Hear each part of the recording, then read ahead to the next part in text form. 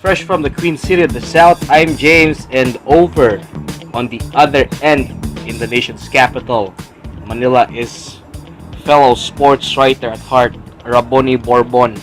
Maayong gabi, Raboni, ug sa mga tigpaminaw nato, no? Yes, may gabi. Ohoy, ohoy, ohoy, ohoy. Nganong naabot mo kag Manila diha bay? Ha? Sa may nakoy ang gitagbo. Ang gisugat ning ako ang igsuon diri sa Manila mo nang hangad daw ko diri karon. Manila. Oh, maayo. Si Olhol ba diabot? Oh, okay. Maayo. Abi na ko magkuanto ba? Napod siya sa atong podcast karon, bro. Anyway, padayon kita, no? May platog na siya, bro. Ngawat mo man ko niya kay napo man siya sa Japan kuno niya. Karon mo siya alas 10 mo abot. Sunod ba to? Sakto ra pod. Basig patulog niya kadiha sa kuan, watanan. Bata. Anyway, we will be continuing with our NBA preseason preview.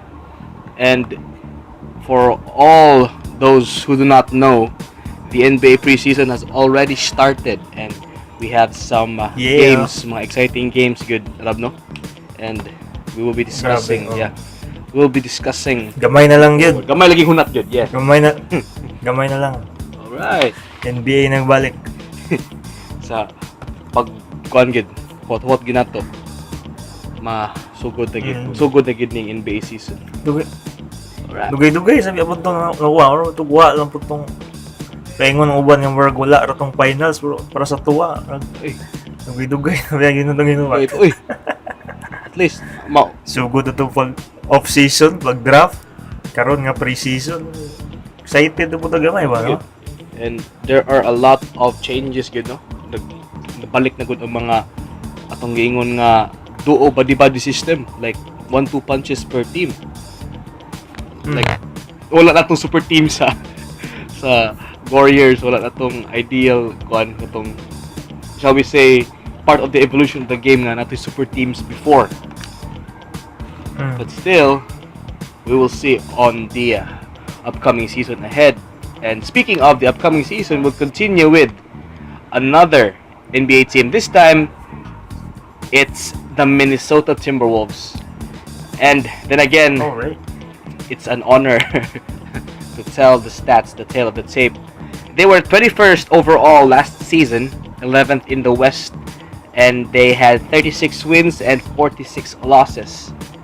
Key additions are Jarrett Culver from the NBA draft, Jake Layman from a trade, Jordan Bell from the free agency market, and Shabazz Napier from a trade.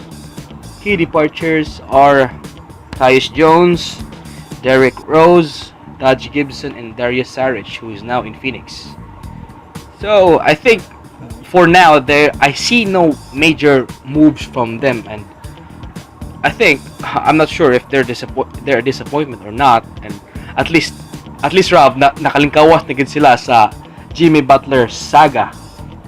Usasod na sa mga toxic nga panghitabo last season for the Timberwolves. And also they fired Tom Thibodeau after 40 games. He was replaced by Ryan Saunders, the son of the late coach Flip Saunders. Yeah. And they mainly relied on Karl Anthony Towns, but Towns has been productive, and he led the team in points, rebounds, and blocks. Even he shot 40% at the three-point area. Yeah, that's 34.4 points, 12.4 rebounds, and 1.6 blocks per game. So how do you see them in the upcoming season, Rob? Well, I guess that feel ako maglisod kini sila mo keep up with the best of the West this season, no? Because just like you said, wala mo kay kanang murag significant lang signings kining free agency, no? And they have Karl Anthony Towns. Yes. And he's entering his first year of his 5-year, $190 million Yeah, extension. he's And getting paid. Hmm. this guy really has to do something fast because the clock is ticking for him since first year na kundi sa iyang kwan, sa iyang Siyang max contract. 5-year max contract, no? Dako eh. And how do you see Andrew Wiggins, who has grown stagnant throughout the years in Minnesota? Do you think he's gonna step up this time? I mean, he's battled with inconsistency problems, and actually, Rob, he's paid 150 million for the next 5 years. So I think he should make his Mm. money's worth this time. Oh, well, the lack of efficiency and effort from Andrew Wiggins really has hurt the Timberwolves development in the past, no? And as has been also the case for no the number of, for a number of years already since niabot siya, di ba? Like yung 3-point Yeah, shooting kay wala may improve. correct. Iyang shot selection, iyang defense, sa mga iyang defense, murag wala kayo nakita ng Wala kayo. improvement, no? So Yeah. if ni kuan lagi bitaw na nga mga kuan, if kana lang nga mga parts sa iyang game nga may Mhm. kuan yun, may improve mo improve pa lang unta, I think the Wolves really has the potential to be a very different team here in the West, but we'll never know until the season starts. Yeah, and especially the departures of Tyus Jones, Derrick Rose, Taj Gibson, and Darius Saric has been significant. They are quality players, especially with Derrick Rose, who had a Mm. recovery season last year. Nakabawi gid siya, no? And I hope it erased the injury-ridden journey of Derrick Rose. And he even scored 50 points, the 50-point game in October last year against Utah. And that was Mm. the classic Derrick Rose. We saw flashes of him, and Godspeed to him in Detroit. But going back with the Timberwolves, they're going with the young core right now, just like any other teams in the bottom part of the league, as per last season. Mm. So I think they have to work their way around Karl Anthony Towns, and he hopes. We hope them to flourish amidst a young team right now. And yesterday, no, I mean last Wednesday, Mhm. nakakita ko ganang preseason game sa Timberwolves ug Phoenix Suns. Actually, ganahan ko sa duwa ni lang rookie, no, si Jarrett Culver, Yeah, no. and Like in the game, he scored like 11 points of a 62% shooting, no. yeah, He was really causing problems for the Suns defense. Although napildi sila sa Suns, no. But I saw a few flashes of Jarrett Culver there in that game, and yeah. murag feel na ko murag mo kuha ni siya mo shine ni siya sa yang rookie I season think so. And for the Timberwolves. yeah, speaking of Jared Culver, I see flashes of a poor man's Jimmy Butler. I think he has the length, Mm. the athleticism, and he's listed at 6'8". I mean, he's identical with Jimmy Butler, and he has to work his way Yeah. around, at least step by step, on his way to being an elite swingman. Yeah, I see him Mm. a potential player moving forward. And also based pud sa ilang duwa gapo, no. I can see nga murag ang iyang game kay murag matured na sad, I no. think so. Yeah. Iyang shooting range okay ra po, decent ra po yung shooting Mhm. range. I think he's NBA ready, and Mhm. I saw that gani in sa ilang sa ilang game last Wednesday against Phoenix, and he was really causing problems for the Suns defenders, especially Cam Johnson, who was guarding him all night. All right. So fair to say, they're on the rebuild, just like any other young team right now in the NBA. And yeah, we move on to our predictions this time for the upcoming season. How do you see them amidst their young core right now, Rob? Well, sa akong i-predict siguro silang season, sorry na lang sila, but I think they are gonna have to skip the playoffs this year. Yeah. But I think they're gonna finish like in the still in the top 12. I mean in Yeah. the number 12 or number 13, that range in the West this season. And when it comes to their off season po, I'll give them a grade of like a C plus, C because plus. Okay. like I said, nothing significant so far in their moves in the off season. Okay, fair enough to say. So I have, I have no further objections. And anyway, sports aficionados, what do you think of our analysis of the Minnesota Timberwolves? So after the break, we will be discussing another team. This is going to be exciting, at least in my end.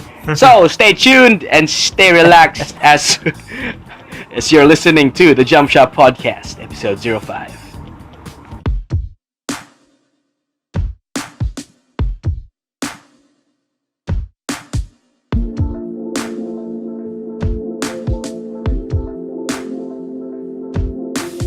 What's up?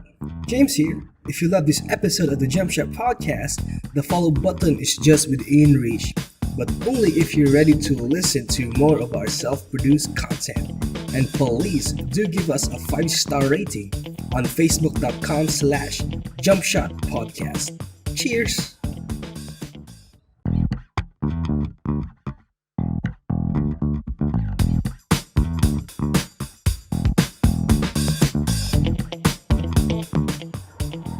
Hello everyone, welcome back to the Jump Shot Podcast. You're still with me as always, Raboni Bourbon, and my partner over at the Queen City of the South, Mr. James Nicole Savellon. I'm still here. And this is episode 05 of the Jump Shot Podcast. And if you guys want to follow our official social media accounts, please do follow us on Instagram, Twitter, and Facebook.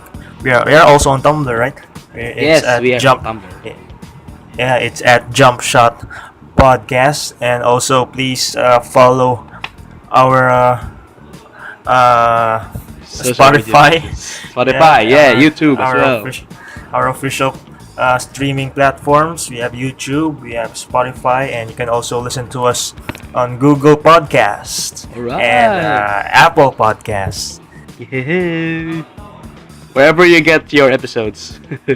Yes, sagasa na ta karon, James, no? Yay! Still here. Okay.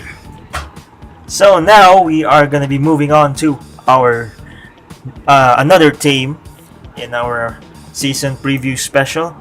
We're gonna talk about this team, no? Mo gani atong kabaw ko excited ika mo hisgot ani nila. Los Angeles Lakers. Late lights kalipay. Yay! Mag-ambak sa kalipay may. I mean, it's fair enough to say that after all the dark years of the Lakers, I think they're moving forward to the lighter side of the franchise. But before that, here's the stats. Here's the numbers for the Lakers last year. They're 20th overall, 10th in the West, and 37-45 is their win-loss record last year. And they actually signed 11 players. 4 of them are returnees, like JaVale McGee, Rajon Rondo, Alex Caruso, and Kentavious Caldwell-Pope. And key additions, the 7 other players: Anthony Davis, from a trade, DeMarcus Cousins from the free agency, as well as Avery Bradley, Danny Green, and Jared Dudley. Oh, also Dwight Howard. And they signed a prestigious, I believe, as a prestigious coaching staff led by Frank Vogel and Lionel Hollins as their assistant coach, and also Jason Kidd. Key departures: Lonzo Ball, Josh Hart, Brandon Ingram, and Coach Luke Walton, as well as former team president Magic Johnson. Yeah, and so to speak, Grabe, no? Busy So to itong speak. off-season for the Lakers, no? busy good to. And they've been courting for an Anthony Davis trade, in which na pay off na gid nila, at least in their end. And also as well as with the Pelican side. I mean, Anthony Davis was really one of the top free agents aside from Kevin Durant. And yeah, this made a ripple effect. This attracted a bunch of quality, I believe quality, a bunch of quality free agents. And this was a shall we say pamawi gid nila from last season. I mean, LeBron's first season with LA was far from success, but we saw flashes of potential. But then again, LeBron's first season was bothered by a groin injury, and he was limited to just 55 games. And actually, they were on one of the top teams, elite teams in defense, until Lonzo Ball got injured with an ankle injury, which limited him to 47 games, as well as Brandon Ingram was stuck in the bench with a blood clot. I hope he recovers. He was limited to 52 games. And yeah, I think all the efforts have paid off as they've landed AD in LA, and yeah, actually attracted quality role players. Yeah, I didn't know. Then and when with regards to their off season, I think I have there's really not much to say about their off season because we know that they really worked hard to get those pieces that they really wanted, no. And in fairness, I like those guys. I like the guys that they got. No, most of them has a bunch of playoff experience. No, Yeah. some nauban nga nila champions like Danny Green, Danny Green, yeah. Rondo, no, Mhm, right? yeah. Mga kuan ba? Mga proven and tested na ba? Ano ba? Proven So, tested. and to think Anthony Davis is already in his prime, I think this season Yeah. will be a complete opposite of their season last year. Yeah. Bawi gitu kay, then again, speaking of the drama-filled season with the Pelicans, I think it's a new chapter for Davis. He even quoted that if he doesn't win a championship, he's going to be a failure in his own terms. So yeah, I think they've got a quality. I think their cream of the crop here, Rob, is their depth. I mean, speaking of the big men here in the team, you've got Anthony Davis, who else? Dwight Howard, JaVale McGee, who are proven perimeter defenders who can protect the rim. And I mean, I think I see another Lob City right now in LA. That's in the name of the Lakers right now. I mean, LeBron playing point guard and meshing with big centers like JaVale McGee and lobbing passes to Anthony Davis. I mean, Anthony Davis doesn't really need a lot of shot attempts to be dominant, and you can see his play. And only thing here is that Anthony Davis needs to pile up his experience in the playoffs. Should they make the playoffs, I think he has to step up, and he wants to set the tempo, as per him earlier. I mean, I read an article about he wants to set the pace for the team, and along with LeBron James. I mean. And yeah, speaking of DeMarcus Cousins, who got injured with an ACL injury from from the off-season pickup game they played earlier, but I think they're still going to mesh. Speaking of the depth from the team, I think they have they also have Troy Daniels. I forgot to mention him. Also, Familiar name. familiar name, and Jared Dudley as well. All had stints with the Phoenix Suns, and they had, shall we say, reputable performances from the team. For the team, I mean. Yeah, I'm actually happy for Troy Daniels na nana siya dira karon sa Lakers because sa una sa Phoenix may shooter naman gid siya nga reliable shooter ba. Wa na kay siya playing time kay moto nga murag ilang gi-focus gid nga taga playing time ang mga young players like Devin Booker, Mikal Bridges, Josh Jackson.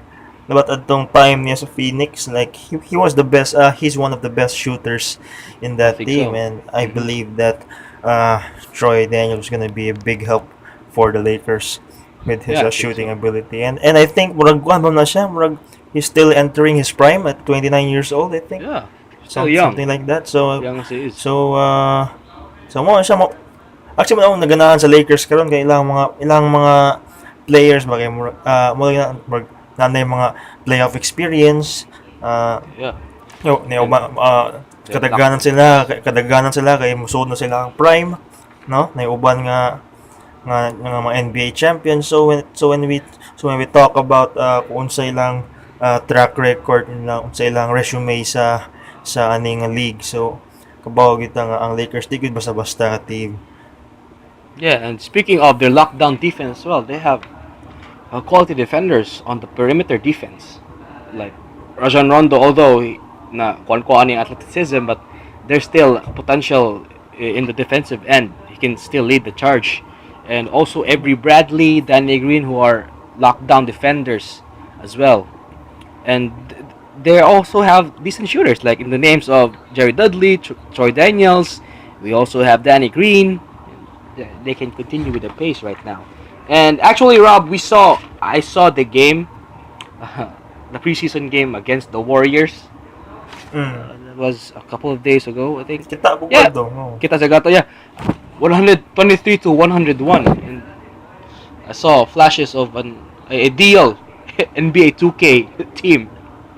And the Lakers dominated against a young Warriors team. Anthony Davis had 22 points and 10 rebounds in 18 minutes. And LeBron had 15 and 8. JaVale McGee had 10 and 13. Daniels had 14 points. Dwight Howard had 9 points and 9 rebounds. Meanwhile, Steph led the Warriors with 18 points.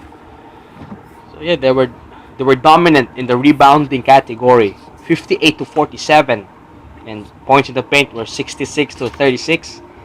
And even LA dominated the assist totals, 32 to 20. So yeah, it's going to be an exciting team moving forward.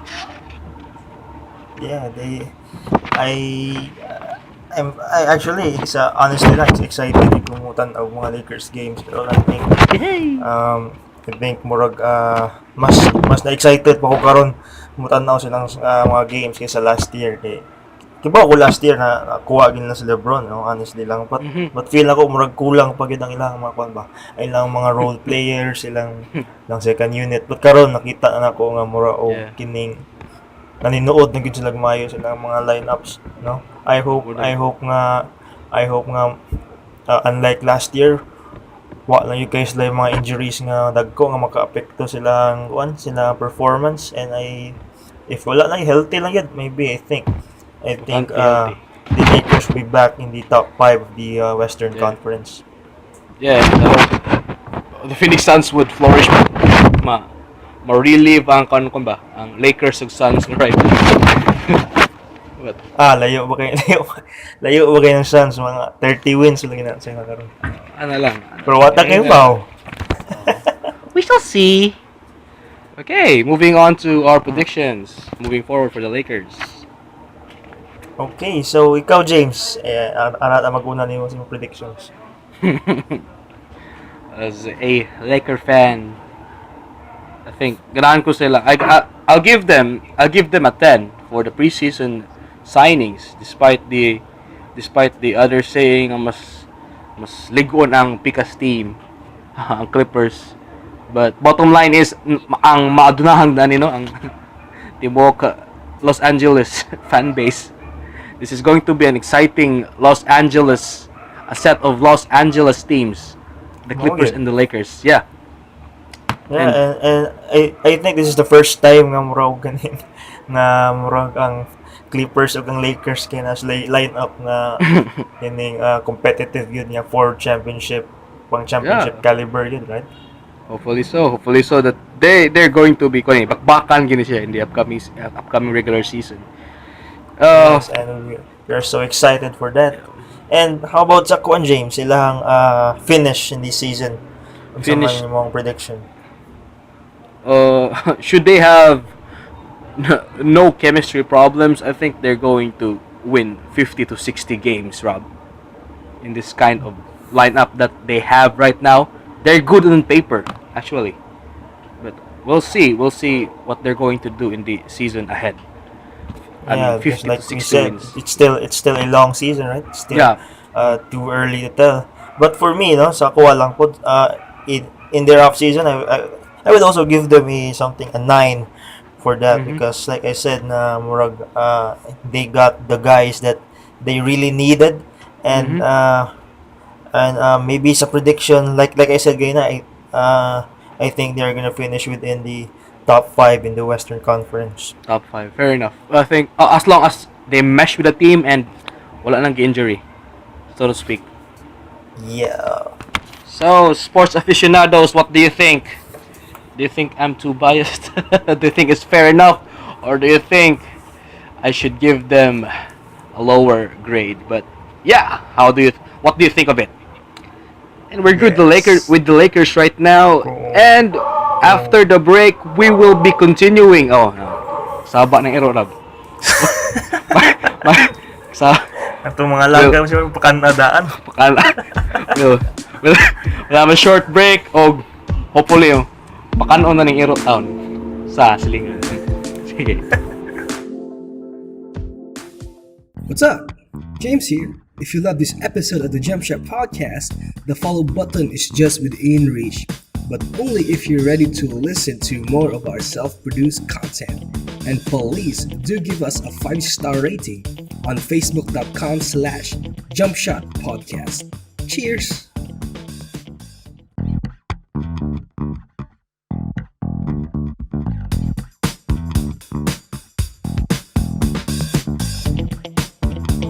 Welcome back to the Jump Shop Podcast, episode 05.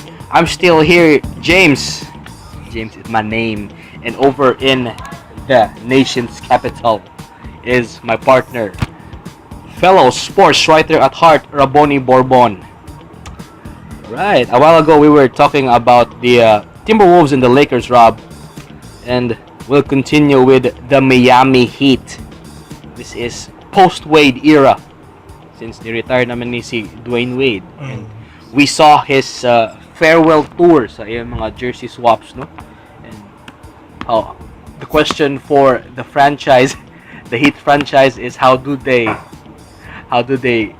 keep this rebuild? How do they work around this rebuild? I would consider this a rebuild. Okay, they're a young team right now. Like they haven't been significant since the Big 3 era, running 4 seasons na. And yeah, the last year they were a 39-43 record, and they actually flirted with the 8th seed. Supposed to be kaya unta nila makuha ang last spot sa playoffs. They're 10th in the East. They ended up 10th and 19th overall. And mao gito sayang sa to ilang last year nga record, and I was hoping bitaw nga nauntay last season for Wade sa playoffs. Last stint for him. But it didn't end well. And yeah, it's going to be, shall we say, a rebuild. And again, the key additions were Jimmy Butler from free agency, Tyler Hero from the NBA draft, who's a good shooter, Myers Leonard, who did well with the Portland Trail Blazers last season in the playoffs. Key departures: Hassan Whiteside, who's off to Portland, Josh Richardson, and Dwayne Wade, of course. And then again, Rob, they have been dormant, and it's a challenge for Pat Riley and the management on how he would, shall we say, gamble sa iyahang pag-sign of players moving forward. And actually, they were hoping for big time players because, I mean, need sa back up si Jimmy Butler per se. And they were actually eyeing on Russell Westbrook and Kyrie Irving, but to no avail. Well, para na ako, no? I think this was a very underrated offseason for the Heat. No? I believe Jimmy Butler is the best fit for this Heat squad, who has, like you said ganina, who has not been the championship squad that we know since the Big 3 era. I think his acquisition is a huge improvement for Miami, not just in terms of his talent, but kuha mo ko siya kanang player a player who can also get the most out, who can also get the best out most of the players in this roster. No? I would agree. That's what I think. Ganahan ko actually ano nga move sa Miami. Nakuha na yung Jimmy Mhm. Butler. I think with Jimmy Butler, yeah, of course, he was really productive despite not not being number one option with the 76ers last year. But yeah, over the last 5 seasons, he averaged 21 points, 5 rebounds, and 4 assists, and he's a certified two-way player on both sides of the floor, offense and defense. I mean. But I think he needs more support. He has no co-star in Miami, and I hope Goran Dragic and Dion Waiters would get healthy because usa sa factors na downfall ang Miami Heat last year. Because Dragic was limited to 36 games and Waiters to 44 games. And hopefully they could recover and team up with Butler. Yeah, and actually kanilang rookie si Hero. Tyler Hero. Yeah. What do you think about this guy? Because I've heard nga Oh, long range shooter daw ko yeah. nila and no? He's a shooter. Yeah. I actually saw his preseason preview. Mm. Preseason game performance. He had, I believe, 18 points, and he was shooting on all cylinders. He was on fire, and they actually won against. I forgot who the team was, but they went well. He went well with the summer league in the summer league games as well, and he was the number 13 pick. And yeah, going back with his performance in the preseason game, he was. I see a potential lethal scorer in him, Rob. Yeah, He had step back. He had flashes of ball handling and shooting. yeah, me too. No, I'm also counting on him on being a good long range shooter, and if that's the case, no, that's going to be very beneficial for this Heat team down the road. No, okay, mawa na ni silang Goran Dragic sa roster, no, or si Dion Waiters. I think si Hero ang mukuan nila, mura ka nang mupuli nila para na nga Ilang Hero. mga roles. And and also ano, and I also trust how the Heat scouts talents, no, because in the past now they really are a team who's very good at spotting those kinds of talents nga magamit yun, no, like take Tyler Johnson for example, no, who's now playing for the Phoenix Suns also. Yeah, and I mean, no doubt Tyler Johnson can provide quality minutes. He has a lot of potential, and I think we believe in the potential. I believe in the experience of Pat Riley, the longtime Heat president, and his decision making as team president. And yeah, they're shopping. I hope they would be shopping for another star, and Jimmy Butler would mesh with the team. Wala na tong kwan. Gone are the days from the toxic Timberwolves season last year and the previous years. And yeah, hopefully they'll have a big future ahead. Yes, and so James, what is your off-season grade for the Miami Heat? This and your predictions also for their season. Okay, so last year they were 39. I hope they would work their way around to 35 to 40 plus games. So worst case scenario, they go stagnant or get worse, sub 39 game, sub 39 wins. And best case scenario, probably they reach up to the 40 or yeah. How about you, Rob? How would you say? Yeah, I think How would you say the I think season? same ng yapon siguro lang record last year. Maybe asa like shot karon nga season nga makasud sa playoffs, but it won't be easy for them, no. They have to Yeah. they have to work very hard here in the off season, and of course in Yeah. training camp para ilang yung ma-figure out na kung saan. I think Coach Eric Spoelstra is a very tough job to do. And if that's the case, what okay ba? Masud pa sila karon sa playoffs. We'll never know. And you've asked about my expectations for the Heat. I'm not expecting really big from them, but hopefully they could work their way around this time. Whew. Hopefully so. Okay. And how about you, for sports aficionados? What do you think of our analysis for the Miami Heat? Click the link. Comment down below on our Facebook page for your comments. Okay, after the break, we'll have some shout outs. Naantay kami mga shout outs. And yeah, mailbag time. So we will be back after these messages. What's up?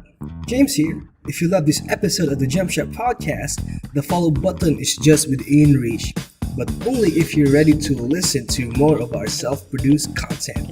And please do give us a 5-star rating on facebook.com/jumpshotpodcast. Cheers!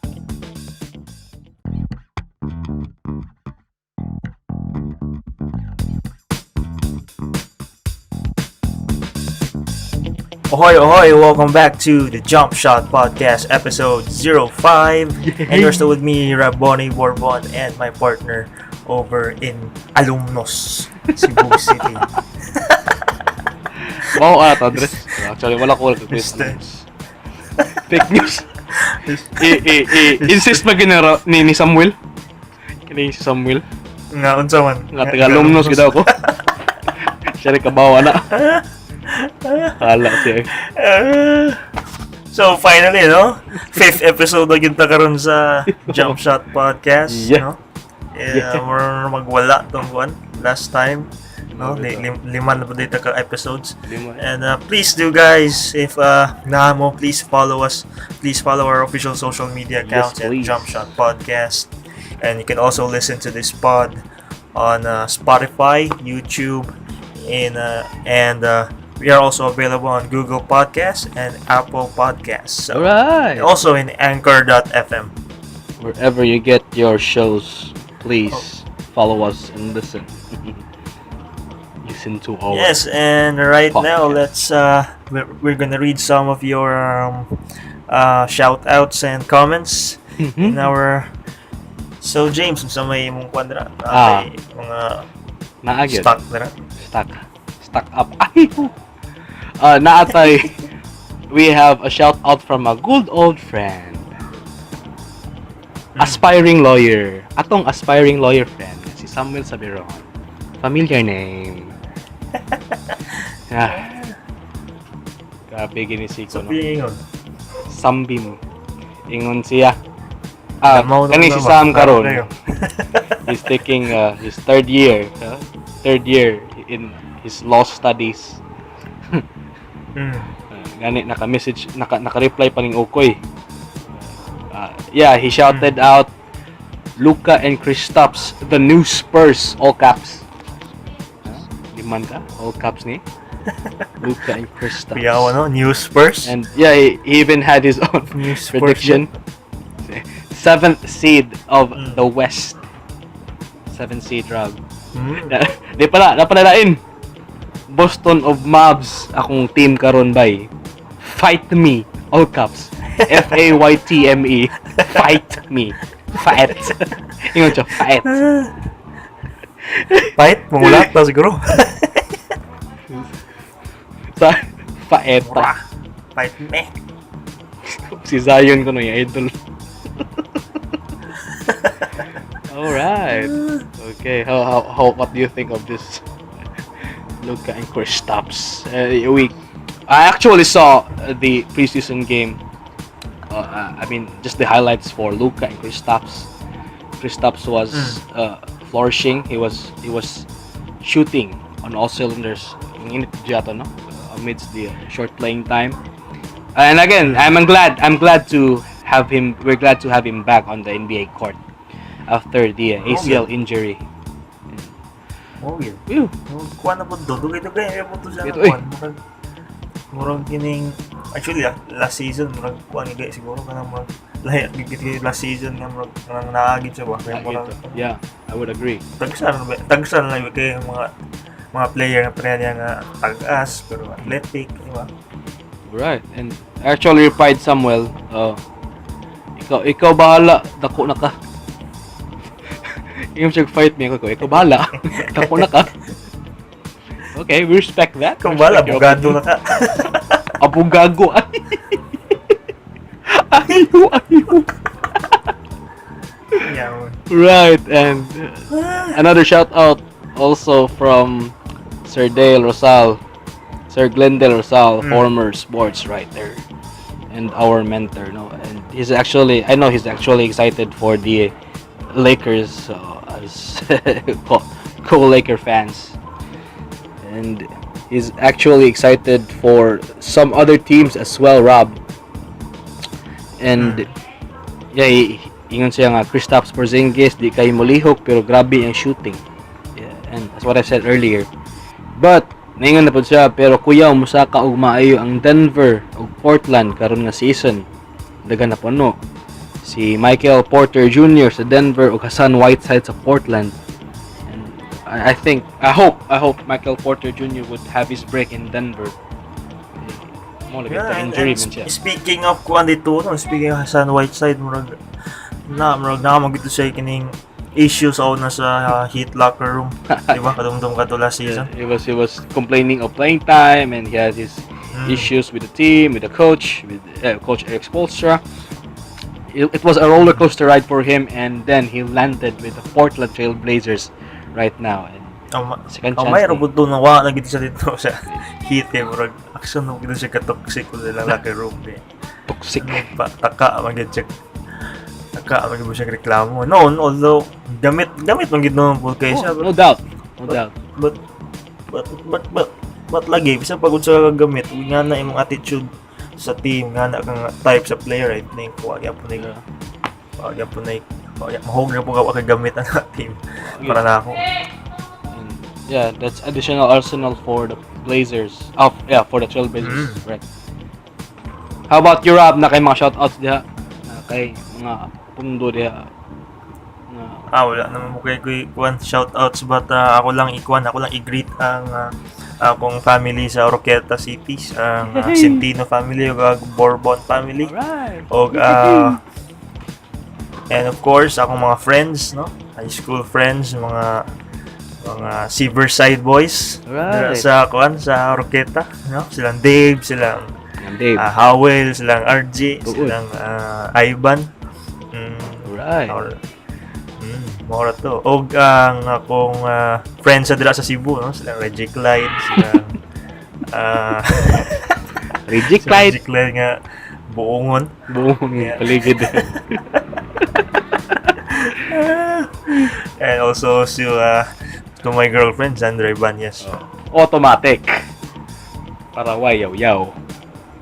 Okay. Wayaw-yaw. Right. Shout out to my fellow shooting kangaroos among ball clubs among office, Rob. And hopefully maka-join ka one of these days kung ka-timing ka. We have Tuesday basketballs. Tuesday, no? Tuesday. Every Tuesday. Timing sunod. Timing sunod uli na ko Tuesday ko muli para makaduwa ko balik. Dugay-dugay na gid ko kaduwag basket sa Cebu. Tuesday ang schedule sa ato pa. Miyerkules ka mo anhe. Kaduwa. Okay. Martes man yung schedule mo. Wara ko sa gym. Miyerkules. Alright. Okay. Right. And nga ikaw og kana si Samuel Sabiron, moduwa ang maging isang Martes niya siguro nga di siya nga wa niya mabilin yang bulad dito nga gi lungag o gi prito nga nabiyaan. bahala na siya. Tako na siya. Okay. So I think more to James, no? Yeah, I'm good. Ikaw na kilain? Shout out sa akong mother nga nagluto og tinuwa nga ganiha lamig panihapon. Biya na gud tinuwa. Alagang kuan gid, alagang ina, alagang alaga. Okay. Woo. Mingawol mo sa tang kuan na. Mama po. Woo. Mingaw. Luto dag nga tinuwa nga lagumi kayo sa tanan. Kilawing nga lumiyagan bay. Digid. Digid na kamahayan gid dito sa Oroqueta. Kabalik sunod. Pon. Pon. Kabalik ka dito. Okay. Okay, so guys, see you again in our next episode 06. Hapit na kita mahuman ning atong 05 NBA team previews, James, no? Hapit na. Hapit na po. Yeah, basi mag double time siguro tayo, tag 5 na siguro ta ka team ni kay murag hapit na ro NBA season, no? Okay lang kayo 2 oras na podcast. Ay. But anyway, we'll try to compress the other teams. Yeah. Oh, and if you guys, if nasa mo ka ng mga suggestions ng mga topics na gusto na mo i-discuss, please do feel free to message us in our official social media accounts. Kay honestly, amo ginang ipang consider og mayo kay. Sure. And especially also gikan ninyo. And also, you can actually send voice recordings. You can PM us. Probably we can edit them out and include them on our podcast, and we can discuss them one by one. And shout outs, please be open, and of course, reach out to us through our personal pages as well, in the social media pages of ours. Me at JNF Savellon. That's JNFSAVELLON. That's Twitter, Facebook, Instagram, Tumblr. How about Rob? Me also at Rab Bourbon. It's RABBOURBON. That's Bourbon. in Twitter and Instagram. Nahan mo mga memes and bite nga post. You can check out on us and interact with us. So, that's a wrap for episode 05. How about you, Rob? Yeah, napaka-finishing word diha. Wala na kuan. Ako utang istorya tong kuan bahin sa Joker nga movie kay plano biyata nga. Ato tatong side bits karon, but kaning usang akong kauban ng post kay mo di sa kita di ay kay iya man yung giunag tan-aw tong kuan. Sayo pa sweldo, sud pa kayo. Salida ni. Ano man. Ayaw. Wayaw. But hopefully next week makakita na ko sa Joker, no? And they say it's worth the watch, and please wasay spoilers. Watch good. If na mo mang spoil, i-PM na sa James. Ang black ta mo FO na jud. But yeah, thank you guys for listening for this episode. And if you want to listen to us, please, ayaw duha. This is self-produced content, so we're proud to give you quality content moving forward in the upcoming podcast episodes. Okay, that's a wrap. I'm James, and over in Manila is Rob, and thank you for listening once again to the Jump Shop Podcast.